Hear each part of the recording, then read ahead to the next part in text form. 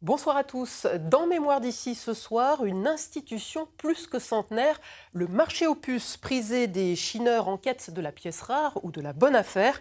Mais vous allez le voir, certains sont durs en négociation. Exemple, en 1964, c'est un extrait issu des actualités régionales de l'ORTF Clermont-Ferrand. Regardez. Combien voulez-vous de ça? Ah, j'en veux 60 000. 60 000. Pour mettre dans une belle maison de campagne comme j'ai. Vous faites monter une planche derrière. Et Oui, mais ce que avec je le petit regarde, bassin, c'est tordu là. un petit coup de marteau, puis ça y est. Ouais. Ah, ça se redresse pas comme ça. Alors il s'il faut faut, pas prendre une masse. s'il faut abîmer l'ancien pour le remettre. Non, ça... Alors ça, Ça va dessous, sur une petite table. bien. Les robinets m'intéressent Ah aussi. oui, le robinet, Attends. vous ouvrez.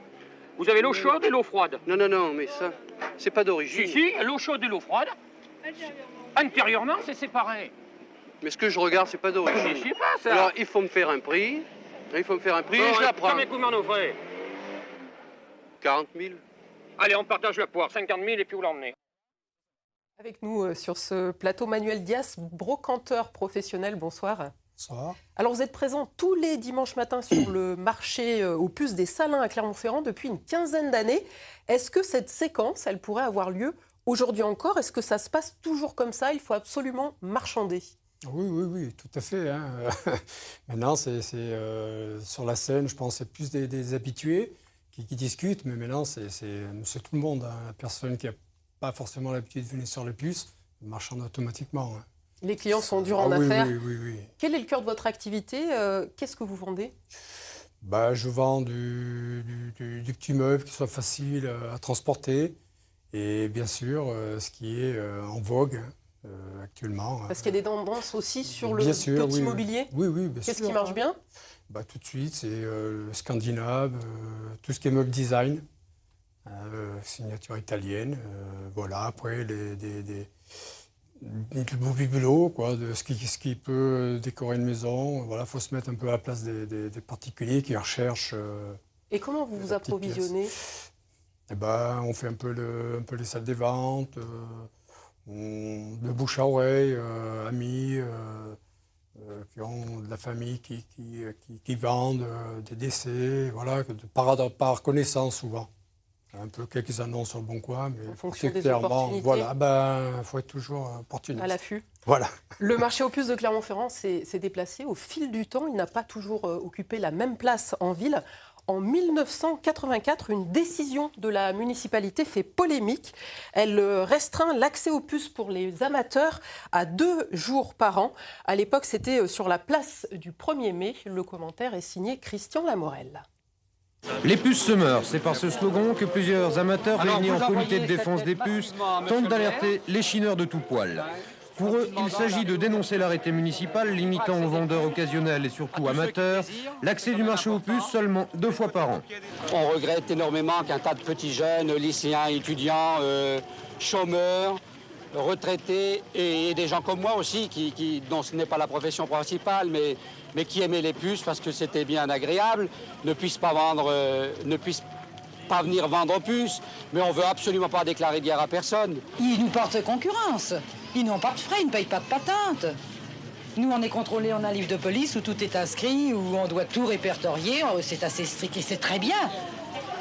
Alors moi, je suis entièrement d'accord avec cette décision-là. Celui qui amène les affaires de grand-maman, qui débarrasse le voisin et qui amène ça à vendre aux puces pour gagner 3 sous, ça gêne en rien un marchand. Ce qui gêne les marchands, c'est les gens qui font ça à côté sans avoir de patente, c'est sûr. Qui font ça en allant dans les salles de vente, acheter le samedi pour revendre le dimanche ailleurs, ou acheter la semaine. Il y a des amateurs qui sont carrément professionnels. Il y a des amateurs qui sont carrément professionnels. On les reconnaît facilement dès qu'ils commencent à mettre une galerie un peu importante sur le toit de leur voiture. La place du 1er mai, on le précise, qui accueille aujourd'hui une brocante des professionnels tous les premiers samedis du mois. Alors, cette règle qui restreint le déballage pour les amateurs vaut toujours aujourd'hui, ça fait même partie de la législation. Manuel Dias, vous qui êtes professionnel, est-ce qu'on peut vivre de cette activité? Est-ce que vous avez des revenus suffisants? Nos jours, je crois qu'il faut quand même la conjointe qui travaille un peu pour aider, hein, parce que vous avez des mois qui sont plus difficiles que d'autres, bien sûr. Mais bon, on vit encore, mais c'est de plus en plus dur, quoi. C'est fluctuant. Oui, C'est oui. plus un complément de revenu ou c'est un salaire, l'équivalent d'un salaire?